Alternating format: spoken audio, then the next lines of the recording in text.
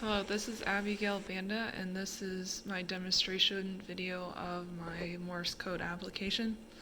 So what you see here is the user interface where we can type in our message. So we'll use hi there as our message, and when I press enter, you'll see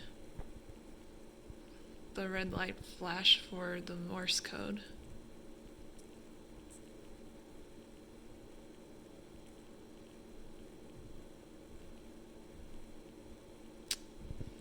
So then you'll see in our interface, it'll also display the translation there and then ask us to insert a new message.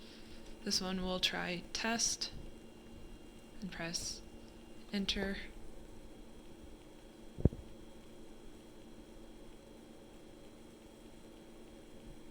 And then you'll see that gets translated as well.